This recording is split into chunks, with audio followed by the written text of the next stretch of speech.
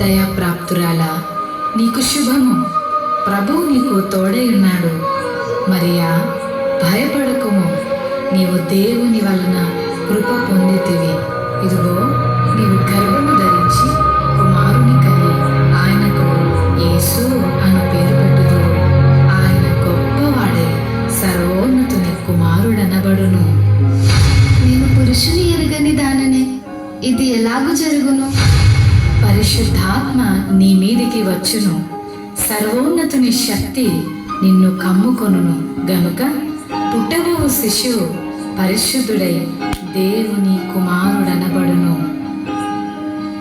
ప్రభు దాసురాలను, నీ మాట చెప్పున నాకు జరుగునుగాక.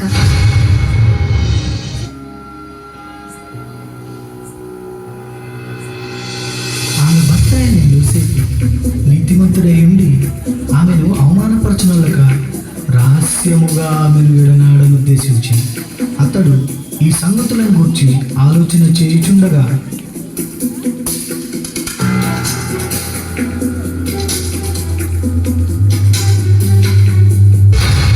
దావీదు కుమారుడైన యోసేపు, నీ భార్య అయిన మరియను చేర్చుకొనుటకు భయపడకుము. ఆమె గర్భము ధరించినది పరిశుద్ధాత్మ వలన కలిగినది. ఆమె ఒక కుమారుని కనును. తన ప్రజలను వారి పాపముల నుండి ఆయనే రక్షించును గనుక ఆయనకు యేసు అను పేరు పెట్టుదువు. యోసేపు నిద్ర మేలుకొని ప్రభువు దూత తనకు ఆజ్ఞాపించిన ప్రకారం చేసి తన భార్యను చేర్చుకొనెను.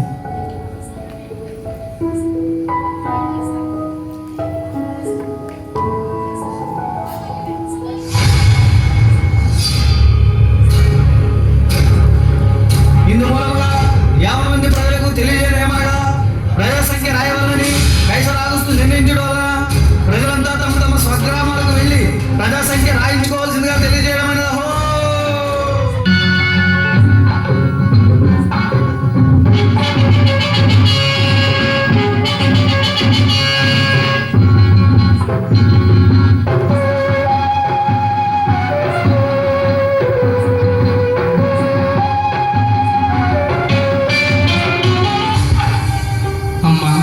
నా భార్య నుండి చేరాలి. మీ ఇంట్లో కొంచెం స్థలం ఇస్తారా? క్షమించండి అయ్యా, మేమే చాలా మంది ఉన్నాం. మా ఇంట్లో మీకు స్థలం లేదు.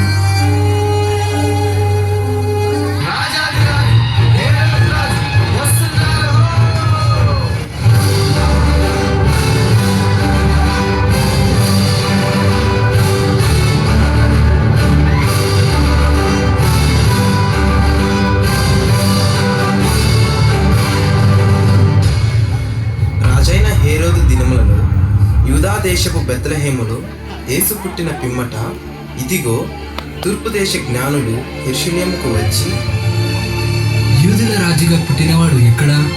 తూర్పు దిక్కున మేము ఆయన నక్షత్రమును చూచి ఆయనను పూజింపవచ్చుతిమి. చిత్తం మహాప్రభు. క్రీస్తు ఎక్కడ పుట్టును?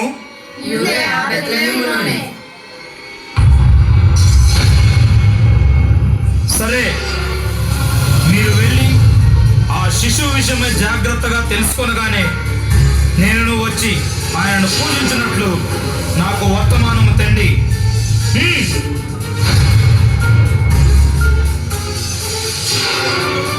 నేను ఓటమి ఎరుగని హేరోదు రాజును మరి ఒక రాజును పూజించడమా?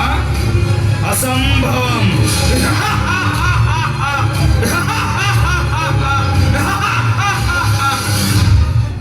దేశంలో కొందరు గొర్రెల కాపరులు పొలంలో ఉండి రాత్రి వేళ తమ మందను కాచుకొంచుండగా ఈ సరి చంపేస్తుందిరా. ఈ సరికి గొర్రెలకు చేస్తే ఏట్రా మళ్ళీ ఈరేసా? ఏం చెప్పనురా మళ్ళేసా? ఈ సరికి మనల్ని కాసుకోవడం పెద్ద బాధగా ఉంటే గొర్రెలు కూడా కాయాలేంట్రా? భయపడకుడి, ఇదిగో ప్రజలందరికీ కలుగబో మహా సంతోషకరమైన సువర్తమానము నేను మీకు తెలియజేయుచున్నాను. దావీదు పట్టణమందు నేడు రక్షకుడు మీ కొరకు పుట్టి ఉన్నాడు. ఈయన ప్రభు అయిన క్రీస్తు. దానికి మీ కానవాలు ఒక శిశువు పొట్టి గుడ్డలతో చుట్టబడి ఒక తొట్టిలో పండుకొని ఉండుట మీరు చూచెదరు. మన కోసం బెత్లెహేములో యేసే పుట్టాడంట. అవునా మల్లన్న? బెత్లెహేములో మన కోసం యేసే పుట్టాడంట. రండ్రా రండి, ఎలా రండ్రా? రండ్రా, త్వరగా యేసే చూద్దాం. పదండ్రా, పదండ్రా.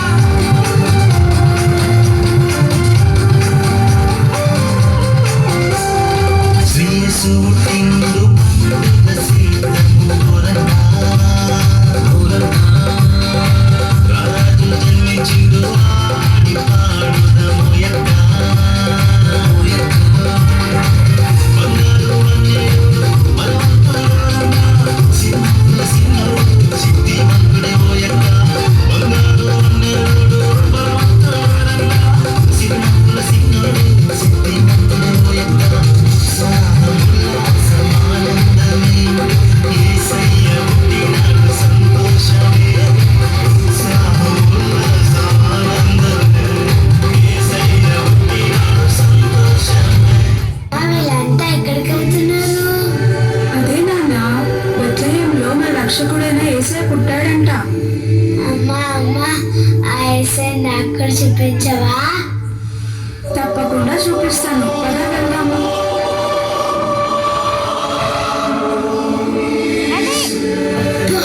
ఏసై ఎంత ముద్దుగా ఉన్నాడో.